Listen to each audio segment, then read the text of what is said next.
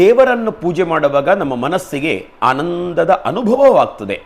ಕೆಲವರಿಗೆ ಮಂತ್ರಗಳನ್ನು ಕೇಳುವಾಗ ಮನಸ್ಸಿಗೆ ಕಿರಿಕಿರಿ ಅಂತ ಅನಿಸಲೂಬಹುದು.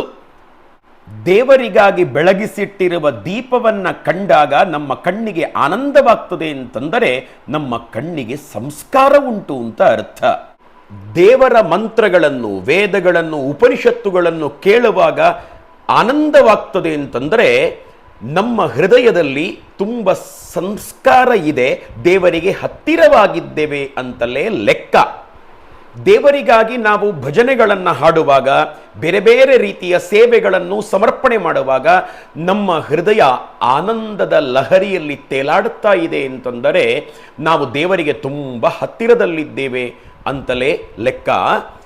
ಧಾರ್ಮಿಕ ಕಾರ್ಯಕ್ರಮಗಳನ್ನು ಮಾಡುವಾಗ ನಮ್ಮ ಹೃದಯಕ್ಕೆ ಈ ಅನುಭವವಾಗ್ತಾ ಇಲ್ಲ ಅಂತಂದರೆ ನಾವು ಸಂಸ್ಕಾರಗಳ ವಿಷಯಗಳಲ್ಲಿ, ಅದು ಭಾರತೀಯ ಸಂಸ್ಕಾರ ಅಂತ ಬಂದಾಗ ತುಂಬ ಹಿಂದೆ ಇದ್ದೇವೆ ಅಂತ ಹೇಳಿ ನಮ್ಮನ್ನು ನಾವು ಅರ್ಥ ಮಾಡ್ಕೊಳ್ಬೋದು. ನಾವೆಲ್ಲ ಸಂಸ್ಕಾರ ಅಂತ ಬಹಳ ಮಾತಾಡ್ತೇವೆ. ನಮ್ಮ ಮಕ್ಕಳಿಗೆ ಸಂಸ್ಕಾರ ಸಿಗುವಂತಹ ಒಳ್ಳೆ ಶಾಲೆ ಸಿಗಬೇಕು ಅಂತ ಹೇಳಿಯೂ ಯೋಚನೆ ಮಾಡ್ತೇವೆ. ಆದರೆ ಈ ಸಂಸ್ಕಾರ ಅನ್ನುವಂಥದ್ದು ಹೇಗೆ ಬರ್ಲಿಕ್ಕೆ ಸಾಧ್ಯ ಅಂತ ಯೋಚನೆ ಮಾಡೋದು ಬೇಡವಾ? ಸಂಸ್ಕಾರಗಳ ಬಗ್ಗೆ ನಾವು ಎಷ್ಟು ಮಾತನಾಡಿದ್ರೂ ಅದು ಪ್ರಯೋಜನಕ್ಕೆ ಬರಲಿಕ್ಕಿಲ್ಲ. ಅದರ ಬದಲು ನಮ್ಮ ಮಗು ಒಳ್ಳೆಯದನ್ನೇ ಕಣ್ಣಿನಲ್ಲಿ ನೋಡ್ತಾ ಇದೆ ಅಂತಂದರೆ, ಕಿವಿಯಿಂದ ಒಳ್ಳೆಯದನ್ನೇ ಕೇಳ್ತಾ ಇದೆ ಅಂತಂದರೆ ಸಂಸ್ಕಾರ ತನ್ನಿಂದ ತಾನಾಗಿ ತುಂಬಿಕೊಳ್ಳುತ್ತದೆ. ಅದಕ್ಕೆ ಗಂಟೆಗಟ್ಟಲೆ ಉಪನ್ಯಾಸ ಬೇಕಿಲ್ಲ. ನಾವು ನೋಡುವ ಪ್ರತಿಯೊಂದು ವಿಷಯಗಳು ಕೂಡ ನಮ್ಮ ಮನಸ್ಸಿನಲ್ಲಿ ಸಂಸ್ಕಾರದ ಸ್ವರೂಪವನ್ನು ಪಡೆದುಕೊಳ್ಳುತ್ತವೆ. ಅದೇ ರೀತಿಯಲ್ಲಿ ನಾವು ಕಿವಿಯಿಂದ ಕೇಳುವ ಎಲ್ಲ ಸಂಗತಿಗಳು ಕೂಡ ಮನಸ್ಸಿನ ಒಳಗಡೆ ಸಂಸ್ಕಾರದ ರೂಪವನ್ನು ಪಡ್ಕೊಳ್ತವೆ.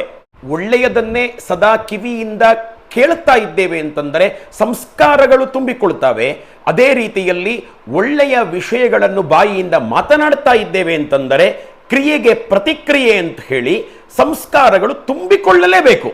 ಮನಸ್ಸಿನಲ್ಲಿ ನಾವು ಏನನ್ನ ಆಲೋಚನೆ ಮಾಡುತ್ತೇವೋ ಅದುವೇ ನಮ್ಮ ಮನಸ್ಸನ್ನ ಮತ್ತೆ ನಿರ್ಮಾಣ ಮಾಡುವುದಕ್ಕೆ ಸಾಧ್ಯ ಆಗ್ತದೆ. ಕ್ರಿಯೆಗೆ ಪ್ರತಿಕ್ರಿಯೆ, ಅದು ಭಾರತೀಯ ಕರ್ಮ ಸಿದ್ಧಾಂತ. ನಾವು ಕೆಟ್ಟ ವಿಷಯಗಳನ್ನು ಆಲೋಚಿಸಿದೆವು ಅಂತಂದರೆ ನಮಗೆ ಕೆಟ್ಟದ್ದಾಗಲೇಬೇಕು, ತಪ್ಪಿಸಲಿಕ್ಕೆ ಯಾರಿಗೂ ಸಾಧ್ಯ ಇಲ್ಲ. ಒಳ್ಳೆ ವಿಷಯಗಳನ್ನು ನಾವು ಕಣ್ಣಿನಲ್ಲಿ ನೋಡಿದೆವು ಅಂತಂದರೆ ನಮಗೆ ಅದಕ್ಕೆ ಸರಿಯಾದ ಒಳ್ಳೆಯದು ಸಿಗಲೇಬೇಕು. ಈಗ ಅದೇ ರೀತಿಯಲ್ಲಿ ದೇವರ ಕಥೆಗಳನ್ನು ಕೇಳ್ತಾ ಇದ್ದೇವೆ ಅಂತಂದರೆ, ದೇವರ ಕಾರ್ಯಗಳನ್ನು ಮಾಡ್ತಾ ಇದ್ದೇವೆ ಅಂತಂದರೆ ಅದಕ್ಕೆ ಸರಿಯಾದ ಪ್ರತಿಫಲ ಸಿಗಲೇಬೇಕು ಅನ್ನುವಂಥದ್ದು ಸಿದ್ಧಾಂತ.